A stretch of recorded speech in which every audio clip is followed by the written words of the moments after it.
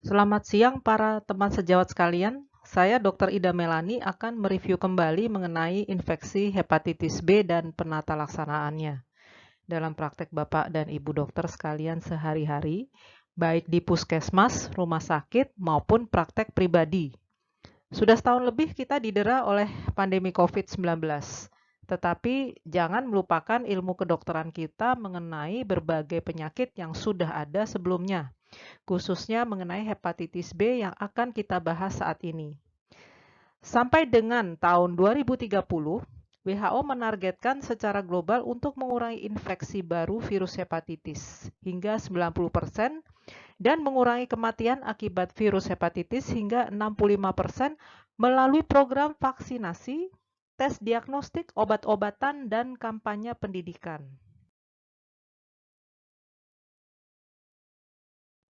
WHO memperkirakan pada tahun 2015 terdapat penderita hepatitis B kronis atau HBsAg positif sebesar 257 juta orang di dunia, mengakibatkan kurang lebih 887.000 kematian, dan sebagian besar karena sirosis dan karsinoma hepatoseluler atau kanker hati primer.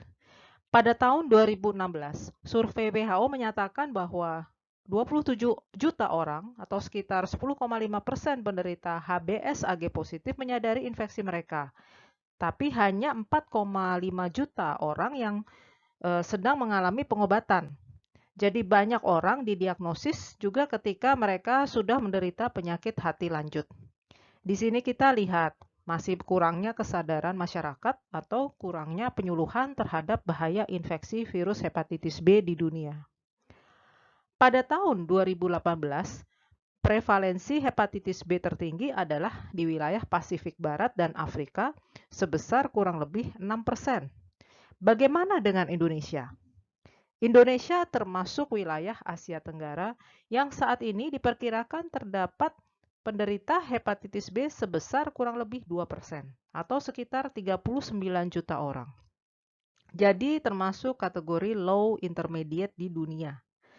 Menurut perkiraan WHO pula, pada tahun 2019 terjadi penurunan sekitar kurang 1% proporsi anak di bawah usia 5 tahun yang terinfeksi HBV secara kronis atau menurun sekitar 5% dibandingkan pada era pre-vaksinasi, yaitu mulai tahun 1980-an hingga awal tahun 2000-an.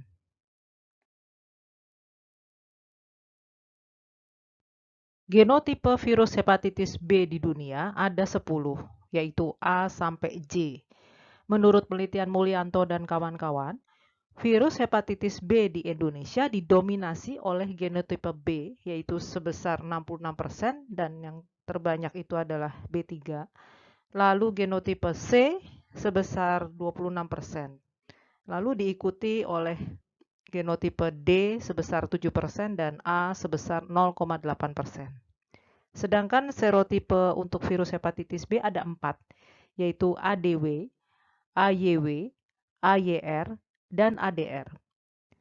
Dan subtipenya ada 5, yaitu A, B, C, D, dan F.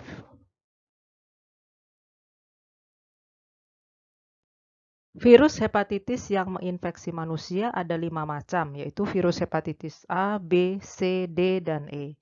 Yang menyebabkan hepatitis kronis adalah virus hepatitis B dan C, yang merupakan penyebab terbanyak komplikasi sirosis, lalu menjadi kanker hati, bahkan kematian. Virus hepatitis B itu berasal dari famili Hepatnaviridae dan merupakan virus DNA dengan 3.200 pasang basa, berbentuk sferis, berdiameter 42 nanometer, mempunyai 2 lapis permukaan dan kapsid yang melindungi genom virus. Masa inkubasinya sekitar 30 sampai 280 hari dan dengan rata 70 hari. Transmisinya via darah, vertikal dan seksual. Mempunyai antigen yaitu HBsAg, HBeAg, dan mempunyai antibodi yaitu anti-HBs, anti-HBe, anti-HBc total, dan anti-HBc IgM. Dan hepatitis B itu sudah ada vaksinnya. Struktur virus hepatitis B memiliki 4 gen, yaitu S, C, P, dan X. Gen S mengkode protein amplop utama yaitu HBsAg, sedangkan gen C mengkode HBeAg dan HBcAg. Gen C memiliki wilayah prekor dan kor. Jika translasi dimulai pada daerah prekor, produk proteinnya adalah HBeAg. Jika translasi dimulai pada daerah inti, maka produk proteinnya adalah HBcAg. HBeAg adalah penanda replikasi dan infektivitas HBV. Wilayah prekor tidak diperlukan untuk replikasi virus, tetapi pada HBV mutan dapat bereplikasi pada prekor. Mereka mudah dideteksi oleh HBV DNA dalam serum, tetapi antigen E, hepatitis B atau HBAG-nya tidak ada. Gen terbesar adalah P, yang mengkode DNA polimerase. Sedangkan gen yang terakhir adalah X, berfungsi sebagai transaktivator yang berperan pada karsinogenesis. Apakah wild type HBV dan HBV mutan itu? Wild type HBV mensekresi HBeAg yang menginduksi toleransi imunologis dan menyebabkan infeksi kronik pada HBeAg negatif, sehingga HBV lebih patogen. Individu yang terinfeksi wild type HBV sering mengalami infeksi campuran dengan mutan prekor atau kor, hingga 50% individu. Mereka jadi sering kambuh dengan status HBeAg negatif setelah pengobatan. Terjadinya mutasi virus hepatitis B disebabkan oleh berkembangnya pengobatan antivirus dan vaksinasi hepatitis B yang memungkinkan timbulnya mutasi pada genom sebagai bagian dari adaptasi virus terhadap tekanan yang menjadi HBV mutan. Untuk mendeteksi mutan, digunakan PCR amplification with direct Sanger sequencing yang sudah dilakukan sejak tahun 1995. Dalam keadaan biasa, HBV mutan yang terbentuk umumnya tidak dapat berkompetisi terhadap wild type HBV atau sifatnya tidak memungkinkan berkembang hidup. Tetapi pada keadaan di mana wild type HBV mengalami tekanan akibat adanya antibodi yang terbentuk pada vaksinasi atau pemberian terapi antiviral, maka tipe wild type HBV akan jauh berkurang atau hilang. Sedangkan tipe mutan akan mendapat kesempatan untuk berkembang menjadi lebih banyak. Karakteristik untuk kasus hepatitis mutan adalah negatifnya anti-HBs dan HBsAg, sementara pertanda infeksi yang lain menunjukkan adanya infeksi hepatitis B. HBV mutan dan wild type HBV bisa menyebabkan infeksi sulit diobati, durasi terapi lama, dan risiko sirosis hati tinggi. HBV bisa bertahan di luar tubuh manusia kurang lebih 7 hari. Masa inkubasi HBV rata-rata 70 hari, ya antara 30 sampai 180 hari. Virus dapat terdeteksi dalam waktu 30 sampai 60 hari post-infeksi. Siklus replikasi virus hepatitis B dibagi menjadi 6 fase, yaitu attachment, penetration, coating, replication, dan assembly, serta release. Yang attachment di mana virus masuk ke dalam sel dengan mengikat reseptor di permukaan sel dan memasukinya dengan endositosis yang dimediasi oleh klatrin dan kaveolin 1. HBV awalnya berikatan dengan proteoglikan heparin sulfat dan segmen pra S1 dari protein HBV kemudian mengikat erat pada reseptor permukaan sel sodium taurokolat contransporting polypeptide atau NTCP yang dikodekan oleh gen SLC10A1. NTCP banyak ditemukan di membran sinosidal sel hati.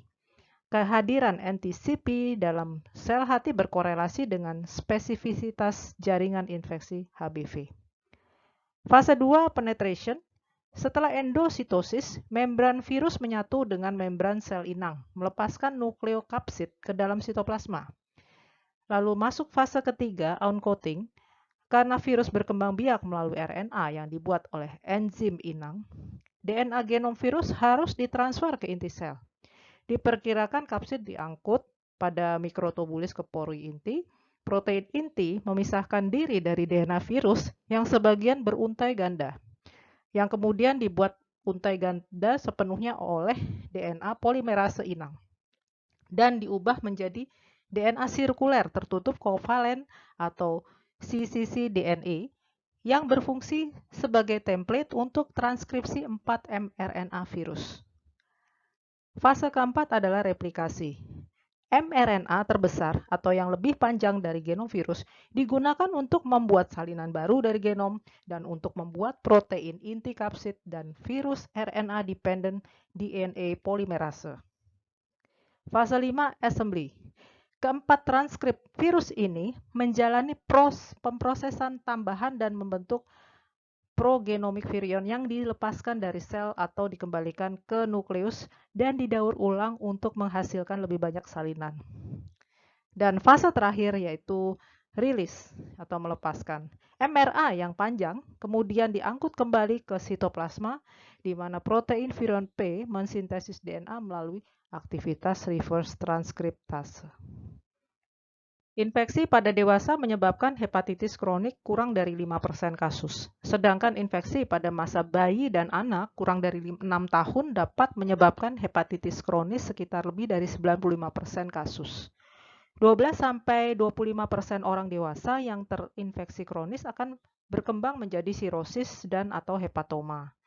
Hepatoma terjadi terutama pada sirosis yang mempunyai kadar HBV DNA yang tinggi. Penderita infeksi akut bisa memberikan gejala ikterus, urin berwarna gelap, mialgia, nyeri perut kanan atas disertai mual atau muntah, dan demam subfebris. Sedangkan penderita hepatitis carrier atau kronik, gejala sering tidak nampak dan baru kelihatan jika sudah terjadi komplikasi berat seperti sirosis. Sebagian kecil orang dengan hepatitis akut dapat berkembang menjadi gagal hati akut atau hepatitis fulminan yang dapat menyebabkan kematian. Untuk webinar kali ini, saya hanya membahas mengenai infeksi hepatitis B akut dan kronik.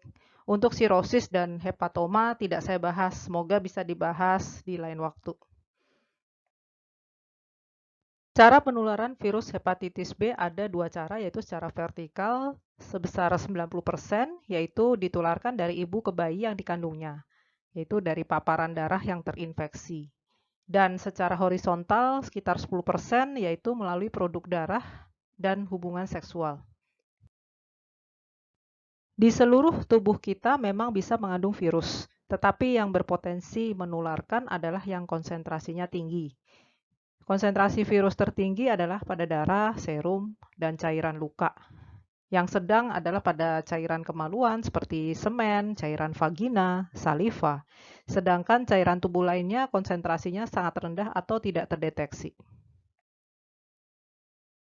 Perjalanan penyakit hepatitis kronik terdiri dari 4 tahap, yaitu fase imunotoleran dengan ciri respon imun minimal, HBV bereplikasi, dan terdapat minimal inflamasi dan fibrosis. Fase kedua adalah fase imunoreaktif atau immunoclearance yang berupa rekonstruksi imun, proses inflamasi, destruksi hepatosit, serta inflamasi kronik aktif. Fase yang ketiga adalah carrier inaktif, di mana sistem imun tubuh berhasil melawan hepatitis B virus, replikasinya minimal, dan sudah terjadi serokonversi HBeAg. Terjadi hepatitis sedang dan minimal fibrosis. Yang terakhir adalah fase reaktivasi, terjadi gambaran inflamasi aktif, disertai derajat kerusakan hati fluktuatif, di mana terjadi inflamasi aktif. Waktu pengobatan yang optimal adalah pada fase imunoreaktif, fase carrier inaktif, dan fase reaktivasi. Pemeriksaan penunjang hepatitis B ada 3 macam, yaitu serologi darah, USG abdomen, dan pemeriksaan histologi hati. Untuk pemeriksaan histologi hati, metodenya adalah yang invasif, yaitu biopsi hati yang sampai saat ini masih merupakan gold standard. Dan yang non-invasif adalah liver elastography. Yang populer di Indonesia adalah transient elastography dengan merek FibroScan. Tes serologi untuk hepatitis B dibagi dua golongan, yaitu antigen dan antibodi. Antigen akan menginduksi produksi antibodi spesifik terhadap antigen tersebut. yaitu HBsAg, HBeAg, dan HbCAg. Antigen tidak terdapat dalam serum. Sedangkan yang termasuk antibodi yaitu anti-HBs, anti-HBe, dan total anti-HBc dan IgM anti-HBc. HBsAg merupakan tanda pertama infeksi baru HBV yang bisa muncul 1-3 bulan pasca terpapar. Anti-HBs berarti mempunyai kekebalan atau kesembuhan dari infeksi HBV. HBeAg artinya HBV sedang bereplikasi secara aktif. Anti-HBe, replikasi virus kurang atau tidak aktif. Total anti-HBc sering disebut IgG anti-HBc, pertanda infeksi kronik. IgM anti-HBc adalah pertanda infeksi akut yang timbul 1-2 bulan setelah HBsAg positif. HBV DNA gunanya adalah untuk mengukur jumlah virus dalam darah dengan satuan IU per mililiter. Ini adalah interpretasi kombinasi pemeriksaan serologi untuk tahapan infeksi HBV. Contohnya dikatakan hepatitis B akut jika IgM anti-HBc positif dan atau disertai HBsAg positif dan HBe positif atau negatif. Pada hepatitis B kronik dengan replikasi virus aktif pertandanya yaitu HBsAg positif, total anti-HBc positif, dan HBeAg positif. Sebagai tanda kesembuhan dari infeksi HBV, yaitu total anti-HBc dan anti-HBs-nya positif yang bisa bertahan seumur hidup pada kebanyakan orang. Yang lain bisa teman sejawat baca sendiri ya nanti. Pada fase imunotoleran ditandai dengan HBV DNA yang tinggi, bisa lebih dari 10⁻⁶, dengan ALT yang normal dan HBeAg positif. Pada fase imunoreaktif atau immunoclearance, terjadi perlawanan virus oleh sistem imun, sehingga terjadi fluktuasi nilai ALT dan HBV DNA. Dan HBeAg-nya biasanya positif, kecuali pada HBV tipe mutan. Untuk HBV tipe wild, HBV DNA-nya biasanya bisa lebih tinggi dari 10⁻⁵. Pada fase karier inaktif atau replikasi virus rendah, ditandai HBV DNA yang rendah, kurang dari 2×10⁻³ IU per mililiter, disertai ALT normal dan HBeAg negatif, sedangkan kerusakan hatinya minimal. Pada fase reaktivasi, ALT dan HBV DNA meningkat bisa mencapai lebih sama dengan 2×10⁻³ IU per mililiter, sedangkan HBeAg-nya negatif dan secara histologi inflamasi hatinya juga meningkat. Kita bisa melihat struktur hepar pada penderita hepatitis dari pemeriksaan USG abdomen. Yang pertama, gambaran hepatitis akut adalah dark liver atau hipoekoik. Ini dikarenakan terdapat edem hati atau hepatomegali dengan tepi hepar yang tajam. Yang kedua, gambaran hepatitis kronik itu susah ditentukan oleh USG. Pada umumnya atau biasanya permukaan heparnya tidak rata atau heterogen dan tepi tumpul. Yang ketiga, jika sudah terjadi sirosis, ukuran hepar biasanya mengecil, hiperekoik, dan disertai splenomegali. Sesuai dengan konsensus nasional kita, sebaiknya pemeriksaan USG abdomen disertai pemeriksaan darah alfa fetoprotein atau AFP diperiksa setiap 6 bulan, terutama pada pasien-pasien hepatitis B kronik dengan risiko tinggi karsinoma hepatoseluler atau surveillance KHS.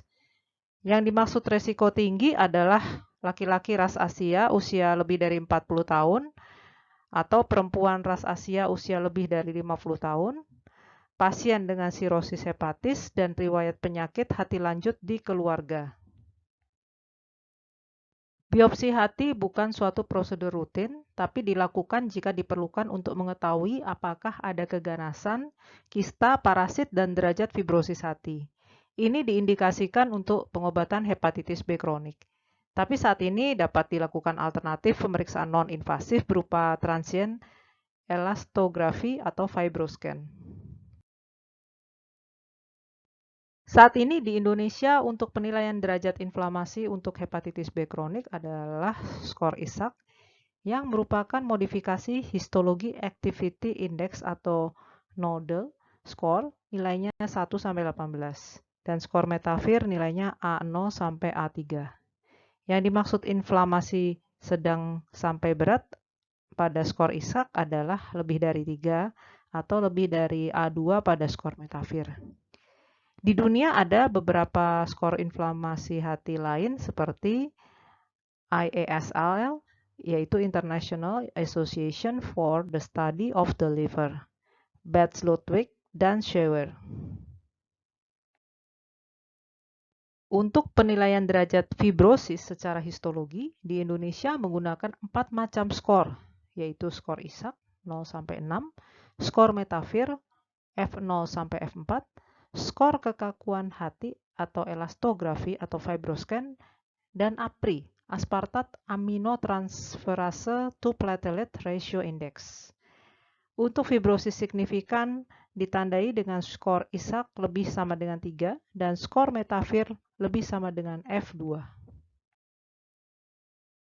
Untuk fibrosis signifikan pada nilai fibroscan lebih sama dengan 8 kilopascal dan skor APRI lebih sama dengan 1,5.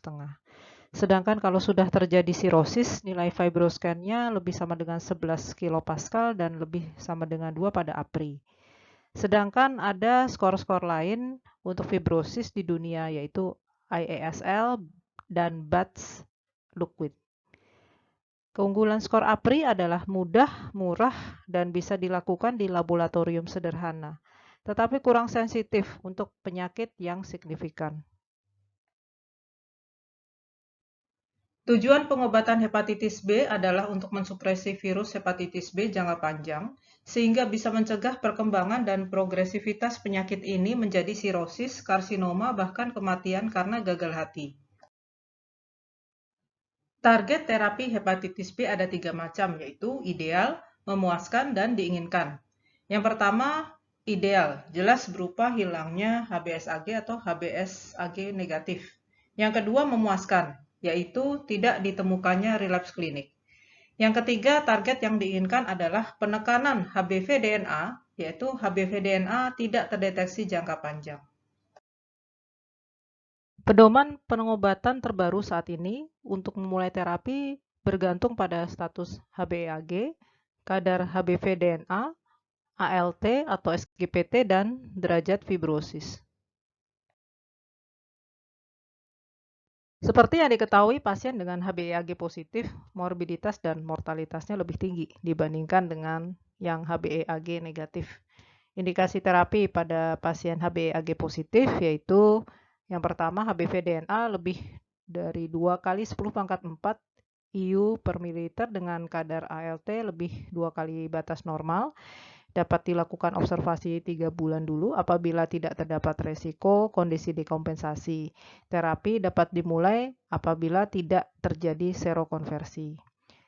Yang kedua, HBV-DNA lebih 2 kali 10⁴ IU per mililiter dengan kadar ALT normal atau 1 sampai 2 kali batas atas nilai normal, diobservasi 3 bulan. Terapi dapat dimulai apabila ditemukan inflamasi sedang dan berat atau fibrosis signifikan. Yang ketiga, HBV-DNA kurang dari 2 kali 10⁴ IU per mililiter dengan kadar ALT berapapun, observasi setiap 3 bulan. Terapi dimulai apabila ditemukan inflamasi sedang sampai berat atau fibrosis signifikan. Eksklusi penyebab lain apabila ditemukan peningkatan kadar ALT. Yang keempat adalah pada pasien HBeAg positif yang tidak termasuk indikasi terapi, maka pemantauan sebaiknya dilakukan setiap 3 bulan. Indikasi terapi pada pasien HBeAg negatif yaitu dimulai pada kadar HBV-DNA lebih rendah daripada HBeAg positif. Yang pertama, HBV-DNA lebih dari 2 kali 10⁻³ IU per mililiter dengan kadar ALT lebih dari 2 kali batas atas nilai normal dapat dilakukan observasi selama 3 bulan apabila tidak terdapat risiko kondisi dekompensasi. Terapi dapat dimulai apabila tidak terjadi serokonversi. Yang kedua, HBV-DNA lebih dari 2 kali 10⁻³ IU per mililiter dengan kadar ALT normal atau 1-2 kali batas atas nilai normal. Terapi dapat dimulai apabila ditemukan inflamasi sedang sampai berat atau fibrosis signifikan. Yang ketiga, HBV-DNA kurang dari 2 kali 10⁻³ IU per mililiter dengan kadar ALT lebih dari normal. Diobservasi setiap 3 bulan, terapi dimulai apabila ditemukan inflamasi sedang sampai berat atau fibrosis signifikan. Eksklusi penyebab lain apabila ditemukan peningkatan kadar ALT. HBV-DNA kurang dari 2 kali 10⁻³ IU per mililiter dengan kadar ALT persisten normal, monitor kadar ALT setiap 3-6 bulan, dan HBV-DNA setiap 6-12 bulan. Terapi dimulai apabila ditemukan inflamasi sedang sampai berat atau fibrosis signifikan. Yang kelima, pada pasien yang tidak termasuk indikasi terapi, maka pemantauan dilakukan tiap 6 bulan. Yang keenam, pada pasien HBeAg negatif respon terapi, jangka panjangnya sulit diprediksi dan lebih mudah relapse. Kelebihan obat antivirus oral, yaitu analog nukleosida atau analog nukleotida, adalah bisa digunakan jangka panjang, efek sampingnya relatif lebih minimal, dan dapat digunakan pada sirosis dekompensata, serta harganya lebih murah. Sedangkan untuk interferon, kelebihannya punya sifat imunomodulator, tetapi kekurangannya lebih mahal harganya dan efek imunologisnya tidak bisa diprediksi. Jangka waktu pemberian terbatas, maksimal hanya 48 minggu.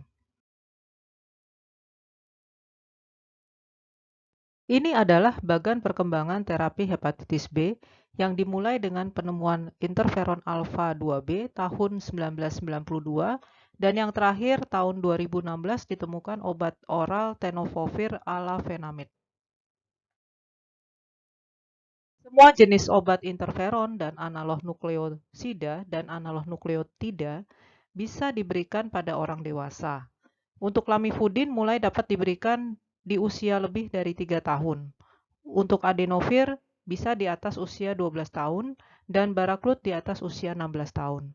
Sedangkan untuk golongan interferon, hanya interferon alfa 2B yang bisa diberikan mulai bayi usia lebih dari 12 bulan. Interferon terdiri dari kelompok protein yang dapat berperan sebagai antivirus, imunomodulator hingga ke tingkat seluler. Berdasarkan sumbernya, interferon diklasifikasikan menjadi interferon alfa, beta, dan gamma. Yang digunakan untuk pengobatan hepatitis adalah interferon alfa.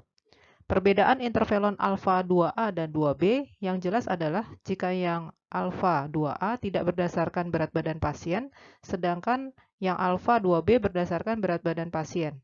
Perbedaan antara interferon standar dengan pegylated interferon atau interferon polyethylene glycol yang mulai disetujui penggunaannya oleh FDA sejak tahun 2001 terletak pada protein polyethylene glycol yang pada akhirnya dapat meningkatkan durasi kerja obat tersebut. Hingga saat ini, dua formula pegylated interferon telah dikembangkan, yaitu pegylated interferon alfa 2A dan pegylated interferon alfa 2B. Secara keseluruhan, kedua obat ini tidak memiliki perbedaan bermakna bila ditinjau dari respon terapinya. Interferon yang saat ini direkomendasikan di Indonesia adalah jenis pegylated interferon, yaitu PEG interferon alfa 2A dengan merek Pegasis dan PEG interferon alfa 2B dengan merek PEG Intron. Untuk interferon alfa 2A ada dua sediaan, yaitu 135 mikrogram per 0,5 ml dan 180 mikrogram per 0,5 ml. Syarat pemberiannya adalah trombosit harus lebih sama dengan 90.000 sel per milimeter kubik, absolute neutrophil count harus lebih sama dengan 1.500 per milimeter kubik darah, dan FT4 dan TSHS harus dalam batas normal. Untuk interferon alfa 2B, sediaannya ada 4 macam, yaitu 50, 80, 100, dan 120 mikrogram per 0,5 cc. Persyaratan Peg-Intron hampir sama dengan Pegasus, hanya trombositnya harus di atas sama dengan 100.000 sel per milimeter kubik darah. Dosisnya adalah 1 sampai 1,5 mikrogram per kilogram berat badan 1 kali seminggu. Penyuntikan peg interferon dilakukan secara subkutan di perut atau di paha bagian anterior.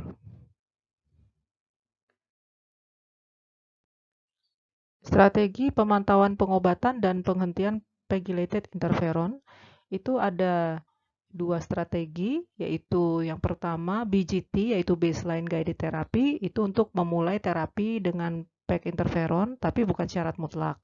Yang kedua adalah RTG, yaitu response guided therapy, yaitu penilaian respons pasien terhadap terapi peg interferon pada minggu ke-12 dan 24 bisa dilanjut atau tidak. Untuk lebih lengkapnya, teman-teman sejawat bisa melihat pada bagian ini. Untuk obat antivirus oral hepatitis B adalah analog nukleosida dan analog nukleotida. Apa sih perbedaannya? Pada analog nukleosida itu tidak terdapat gugus fosfat, sedangkan pada analog nukleotida terdapat gugus fosfat. Yang termasuk analog nukleotida adalah tenofovir dan adenovir. Sedangkan antivirus oral lainnya termasuk golongan analog nukleosida. Keduanya sama-sama bekerja menghambat reserve transkriptase HBV atau transkriptase cadangan HBV. Obat lini pertama hepatitis B kronik adalah peg interferon, entecavir, dan tenofovir. Obat oral entecavir atau ETV, merek dagang di Indonesia adalah Baraclut dosis 0,5 mg dan 1 mg. Digunakan pada orang dewasa 16-65 tahun, bisa diberikan mulai usia 2 tahun. Dosis pada umumnya adalah 0,5 mg. Penggunaan dosis 1 mg jika terbukti resisten terhadap lamivudin dan pada orang dengan sirosis dekompensata. Tidak disarankan sebagai monoterapi pasien dengan koinfeksi HBV/HIV dan sirosis dekompensata dengan MELT lebih dari 20, yang berarti prognosis lebih 20% meninggal dalam 3 bulan. MELT adalah singkatan Model of End-Stage Liver Disease yang merupakan sistem penilaian untuk tingkat keparahan penyakit hati kronik. Obat tenofovir atau TFV dapat diberikan pada keadaan pasien dengan hepatitis kronik dan sirosis dekompensata serta pasien dengan resisten terhadap lamivudin dan adenovir. Yang harus diwaspadai adalah gangguan fungsi ginjal. Merek dagang di Indonesia adalah Ricovir 300 mg yang merupakan jenis tenofovir disoproxil fumarat atau TDF. Diberikan sesudah makan dan boleh diberikan pada usia 16-65 tahun. Efek samping yang sering adalah diare, mual, astenia, peningkatan serum transaminase, rash, sakit kepala, hipofosfatemia, dan fatigue. Jenis tenofovir alafenamid atau TAF sejak tahun 2019 sudah beredar di Indonesia dengan nama dagang Femlidi 25 mg sehari sekali. Efek samping juga hampir sama dengan TDF. Paling sering adalah sakit kepala. TAF dikontraindikasikan untuk anak-anak. Obat lamivudin atau 3TC, merek dagang yang ada di Indonesia adalah Heplav dan 3TC HBV 100 mg. Sebaiknya tidak dikonsumsi ibu hamil semester pertama dan ibu menyusui serta anak di bawah 16 tahun. Obat oral adefovir dipivoxil atau ADV, merek dagang di Indonesia adalah Hepsera 10 mg. Aman diberikan pada usia antara 18 sampai 65 tahun. Efek sampingnya terutama gangguan fungsi ginjal. Obat oral telbifudin atau LDT, merek dagang di Indonesia adalah Sebivo. Aman dikonsumsi usia 16 sampai 65 tahun. Manajemen terjadinya resistensi antivirus HBV. Dilakukan dengan metode mengganti switch to dan atau menambah add-on. Contohnya, jika terjadi resisten lamivudin, maka ditambah adefovir atau ganti tenofovir. Jika terjadi resisten adefovir, maka diganti entecavir atau tenofovir. Jika terjadi resisten lamivudin dan adefovir, maka diganti tenofovir. Resisten terhadap entecavir, maka dilakukan penambahan adefovir atau ganti tenofovir. Jika terjadi resisten telbifudin, maka ditambah adefovir atau ganti tenofovir. Jika resisten terhadap beberapa obat, maka diberikan kombinasi entecavir dan tenofovir. Sampai saat ini, obat oral antiviral tenofovir masih jarang terjadi resistensi. Strategi pemantauan pengobatan dan penghentian antivirus oral. Pada pasien-pasien non-sirosis, sebaiknya dilakukan pemeriksaan ALT, HbAg, HbV-DNA setiap 3-6 bulan. Dan pemeriksaan ureum kreatinin setiap 3 bulan, terutama pada pengguna tenofovir dan adefovir. Terapi dianggap selesai pada pasien dengan HbAg positif jika terjadi serokonversi HbAg dan HbV-DNA tidak terdeteksi. Sedangkan terapi dianggap selesai pada pasien dengan HbAg negatif jika HbSAg sudah hilang atau negatif. Setelah selesai terapi, diharapkan tetap melakukan pemeriksaan lab, yaitu ALT, HbAg, dan HbV-DNA pada 1 bulan pertama, lalu dilanjut per 3 bulan selama 1 tahun. Bila tidak relapse, laboratorium bisa dilakukan per 6 bulan. Pada pasien-pasien sirosis, pengobatan antivirus oral bisa seumur hidup. Rekomendasi penanganan hepatitis B pada populasi khusus dibahas pada Konsensus Nasional Penata Laksanaan Hepatitis B tahun 2017. Ada beberapa poin yang akan kita bahas secara singkat saja. Terapi DAA atau Direct Acting Antiviral merupakan pengobatan hepatitis C dengan antiviral oral tanpa interferon yang mulai populer digunakan di Indonesia sejak tahun 2017. Supresi virus hepatitis C dengan DAA dapat menyebabkan reaktivasi HbV-DNA, sehingga perlu diberikan profilaksis analog nukleosida hingga 12 minggu dan pemantauan ALT. Tenofovir dan lamivudin tetap menjadi pilihan pada pasien dengan koinfeksi hepatitis B virus dengan HIV. Ini alur pengobatan koinfeksi HBV dan HIV. Sebagai lini pertama adalah tenofovir ditambah kombinasi lamivudin dengan emtricitabine ditambah efavirenz. Pada ibu hamil, drug of choice-nya adalah tenofovir dan alternatif kedua adalah telbifudin. Telbifudin dan tenofovir termasuk pada kategori B, yaitu pemakaian terbatas. Sedangkan obat-obat antivirus yang lain termasuk kategori C, yaitu bisa menyebabkan efek negatif pada janin. Screening pemeriksaan HbSAg dan anti-HbC diperlukan untuk semua orang yang sedang menjalankan kemoterapi. Bila HbSAg-nya positif, maka perlu dilakukan profilaksis dengan analog nukleosida yang diberikan 1 minggu sebelum sampai 12 bulan setelah kemoterapi. Bila HbSAg-nya negatif tapi anti-HbC-nya positif, maka dilakukan pemeriksaan HbV-DNA, dan jika HbV-DNA-nya positif, perlu diberikan terapi profilaksis. Semua tenaga kesehatan harus di-screening untuk ada tidaknya infeksi hepatitis B dengan memeriksa HbSAg, anti-HbS, dan anti-HbC total.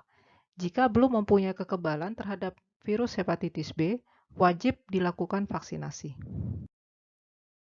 Pengobatan hepatitis B yang terdeteksi pada pasien transplantasi hati harus diberikan antivirus oral dan hepatitis B imunoglobulin. Selanjutnya, antivirus oral harus diminum seumur hidup pasca transplantasi hati.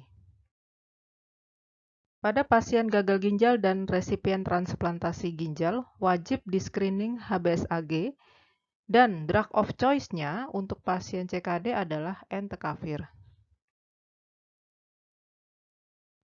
Hepatitis B akut juga dapat menyebabkan komplikasi meskipun jarang terjadi, yaitu hepatitis fulminan. Komplikasi muncul ketika infeksi hepatitis B akut memicu sistem imun untuk menyerang organ hati. Gangguan sistem imun ini dapat menyebabkan kerusakan hati, sehingga membahayakan nyawa penderitanya. Gejala ensefalopati dapat muncul dalam 8-24 minggu setelah terinfeksi, ditandai dengan kesadaran menurun, ikterus, gangguan faktor pembekuan darah, gangguan elektrolit. Drug of choice untuk hepatitis fulminan adalah tenofovir dan entecavir. Kontraindikasinya adalah interferon dan adenovir. Pencegahan hepatitis B bersifat umum dan khusus. Pencegahan umum yaitu konseling, terutama pada para penderita hepatitis B dan individu berisiko tinggi, seperti keluarga dan pasangan hidup penderita, dan juga tenaga medis yang banyak berhubungan dengan orang sakit. Konseling bertujuan untuk menurunkan mortalitas dan morbiditas hepatitis B kronik. Yang kedua adalah pencegahan khusus berupa imunisasi pre-exposure dan post-exposure yang bersifat aktif dan pasif. Hepatitis B dapat dicegah dengan vaksin yang aman, tersedia, dan efektif. Pada penderita hepatitis B, kita sebagai dokter sebaiknya menasehati pasien seperti menghindari konsumsi makanan dan minuman yang bersifat hepatotoksik seperti alkohol, makanan yang berkolesterol tinggi, obat-obatan, dan suplemen yang tidak jelas. Lalu sebaiknya juga divaksinasi hepatitis A bagi yang belum memiliki kekebalan. Pasangan hidup perlu divaksinasi hepatitis B untuk mencegah penularan secara seksual. Penderita tidak boleh bertukar sikat gigi, gunting kuku, ataupun pisau cukur dengan orang lain. Dan juga tidak boleh mendonorkan darah, organ maupun sperma. Lalu penderita juga harus memberitahu status hepatitis B-nya jika berobat ke fasilitas kesehatan, menggunakan kondom jika berhubungan seksual dengan pasangan yang belum divaksinasi, lalu juga melakukan kontrol pemeriksaan fisik, laboratorium, dan radiologi secara berkala ke dokter, seperti USG abdomen dan AFP setiap 6 bulan sekali untuk deteksi dini kanker hati. Konseling yang dokter harus berikan pada individu yang beresiko tinggi seperti para nakes maupun keluarga penderita hepatitis B itu sebaiknya mengandung penjelasan umum mengenai penyebab, cara penularan, perjalanan penyakit, gejala umum, komplikasi, maupun terapinya.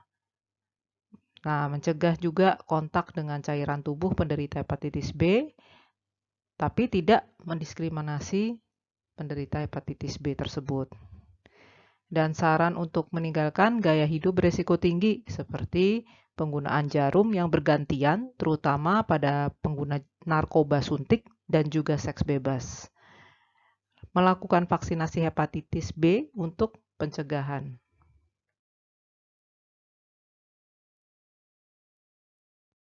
Untuk pencegahan khusus hepatitis B adalah dilakukannya vaksinasi hepatitis B. WHO telah merekomendasikan agar semua bayi baru lahir menerima vaksin hepatitis B sesegera mungkin dalam 24 jam postpartum. Sesuai rekomendasi PAP di tahun 2017 untuk vaksinasi hepatitis B pada dewasa, yaitu di atas usia 19 tahun, adalah pemberian 3 kali dosis vaksin, yaitu pada bulan ke-0, 1, dan 6. Jenis vaksinnya ada yang hanya untuk hepatitis B saja, dan ada pula yang dikombinasi dengan hepatitis A. Pada tahun 2019, cakupan 3 dosis vaksin mencapai 85% di seluruh dunia, dibandingkan sekitar 30% pada tahun 2000. Ini menurut data WHO.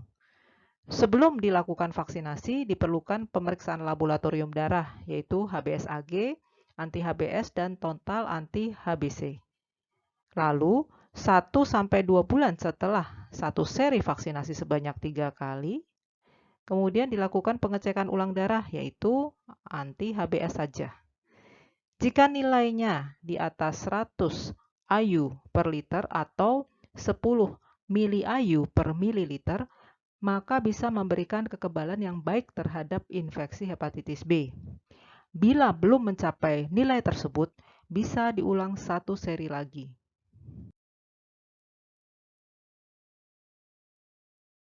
Satgas Imunisasi PAPDI tahun 2017 juga menyusun rekomendasi pemberian vaksinasi pada kondisi medis tertentu seperti pada orang dengan HIV atau imunokompromis, pasien hemodialisis, penyakit hati kronis, petugas kesehatan, diabetes, dan lain sebagainya. Sebagai contoh untuk pasien dengan imunokompromis dan hemodialisis, vaksinasi diberikan 4 kali dengan 2 dosis 2 kali 1 ml setiap kali penyuntikan pada bulan ke-0, 1, 2, dan 6. Dosis vaksin hepatitis B tunggal untuk usia kurang atau sama dengan 19 tahun adalah 0,5 ml dan yang usianya lebih sama dengan 20 tahun, 1 ml per suntikan. Untuk vaksinasi kombinasi hepatitis A dan B direkomendasikan mulai usia 18 tahun ke atas dengan dosis 1 ml per suntikan. Untuk orang dewasa, lokasi penyuntikan vaksin lazimnya di otot deltoid dan bisa juga di paha anterolateral secara intramuskuler. Ukuran jarum suntik yang bisa digunakan untuk vaksinasi adalah 22-25 gauge. Penyuntikan vaksin harus 90 derajat atau tegak lurus intramuskuler. Perlu diperhatikan panjang jarum suntik untuk orang Indonesia yang berat badannya rata-rata di bawah 100 kg, bisa dipakai jarum 1-1,5 inci. Pencegahan pasca paparan atau post-exposure hepatitis B sebaiknya dilakukan lebih baik dalam 72 jam atau kurang 14 hari pasca paparan menggunakan hepatitis B imunoglobulin sebesar 12 IU per kilogram berat badan yang diikuti seri vaksinasi hepatitis B bagi yang belum divaksin atau non-responder dan tidak diketahui status vaksinasinya. Sedangkan untuk yang sudah divaksinasi dan responder tidak diperlukan terapi. Sediaan hepatitis B imunoglobulin adalah 200 IU per 1 ml, disuntikkan intramuskuler. Untuk ibu hamil, kategorinya adalah C. Para sejawat sekalian, pada saat ini kita di Indonesia sedang digalakkan vaksinasi COVID-19. Ini adalah rekomendasi PAPDI untuk vaksinasi COVID-19 pada penyakit hati dan transplantasi hati. Vaksin yang diberikan sebaiknya vaksin yang berjenis inactivated virus vaccine. Untuk penyakit hati perlu dipertimbangkan penggunaannya karena vaksinasi semakin kurang efektif sejalan dengan progresivitas penyakit hati. Untuk yang sudah melakukan transplantasi hati, dapat diberikan vaksinasi COVID-19 minimal 3 bulan pasca transplantasi hati.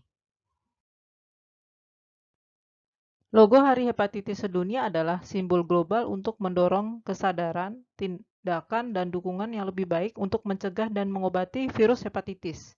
Diperingati setiap tanggal 28 Juli sejak tahun 2010 untuk menghormati peraih Nobel Baruch Samuel Bloomberg, penemu virus hepatitis B yang merayakan ulang tahunnya pada tanggal tersebut. Tema Hari Hepatitis Sedunia 2021 adalah Hepatitis Can't Wait. Tema ini dibuat karena penduduk dunia meninggal setiap 30 detik karena penyakit hepatitis, bahkan dalam krisis COVID-19 saat ini. Kita harus segera bertindak untuk mengatasi infeksi virus hepatitis. Tema hepatitis can't wait atau segera tangani hepatitis dijabarkan menjadi 7 poin, yaitu yang pertama, orang yang tidak sadar dirinya menderita hepatitis segera melakukan tes lab. Yang kedua, orang yang hidup dengan hepatitis segera berobat. Yang ketiga, ibu hamil segera melakukan screening dan pengobatan hepatitis jika positif. Yang keempat, bayi yang baru lahir segera melakukan vaksinasi. Yang kelima, orang yang terkena hepatitis segera mengakhiri stigma dan diskriminasi. Yang keenam, organisasi komunitas segera mendapat dukungan investasi yang lebih besar. Yang ketujuh, pengambil keputusan segera bertindak untuk mengeliminasi hepatitis menjadi kenyataan melalui kebijaksanaan politik dan pendanaan. Terima kasih teman-teman sejawat sekalian yang sudah mengikuti acara ini dari awal sampai akhir. Semoga bermanfaat bagi praktek sehari-hari dalam mengobati dan menyadarkan masyarakat akan pentingnya pengobatan dan pencegahan hepatitis B. Teman-teman bisa membaca juga dari buku Konsensus Nasional mengenai hepatitis B edisi terakhir tahun 2017.